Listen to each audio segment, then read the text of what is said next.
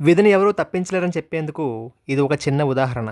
ఒకరోజు యమధర్మరాజు శ్రీ మహావిష్ణువును కలుసుకోవడానికి వైకుంఠానికి వెళ్తాడు. అలా వెళ్తుంటే వైకుంఠ ద్వారం దగ్గర చాలా హాయిగా సంతోషంగా ఉన్న ఒక చిలకను చూస్తాడు. దాన్ని చూసిన యమధర్మరాజు ఆశ్చర్యపోయి మూతి ముడుచుకొని ఇదేంటి ఈ చిలక ఎక్కడుంది అని మనసులో అనుకుంటూ చిరునవ్వుతో లోపలికి వెళ్ళిపోతాడు. ఇదంతా అక్కడే ఉండి గమనిస్తున్న గరుత్మంతుడు ఆ యముడు చూపు ఈ చిలక మీద పడిందంటే ఈ చిలకకి ప్రాణాపాయం ఉందని గ్రహించి ఆ చిలుకను ఎలాగైనా కాపాడాలని మనోవేగంతో ఆ చిలకను తీసుకుని వెళ్లి భూలోకంలో దాచిపెట్టి ఏమి ఎరగనట్లు వచ్చి కూర్చుంటాడు. కొంతసేపటి తర్వాత యముడు బయటకు వచ్చి అక్కడ చిలక లేకపోవడాన్ని చూసి పక్కనే ఉన్న గరుత్మంతుని అడుగుతాడు, ఇక్కడ ఒక చిలక ఉండాలి ఏమైంది అని. ఆ మాటకి గరుత్మంతుడు చిన్న చిరునవ్వు నవ్వి ఇలా జవాబిస్తాడు, నువ్వు వైకుంఠం లోపలికి వెళ్తున్నప్పుడు నీ చూపు ఆ చిలక మీద పడింది కదా, దాని ప్రాణానికి ఎటువంటి హాని కలగకూడదని నీ చూపుకు అందని చోట దాన్ని దాచి వచ్చానని జవాబిస్తాడు. అది విన్న యమధర్మరాజు ఆ చిలుకకి మరికొద్ది సేపట్లో భూలోకంలో మర్రిచెట్టు త్వరలో ఉన్న పాముకి ఆహారంగా మారబోయే కర్మ రాసిపెట్టి ఉంది. మరి కాసేపట్లో చావాల్సిన ఈ చిలుక కొన్ని కోట్ల కిలోమీటర్ల దూరంలో ఉన్న వైకుంఠంలో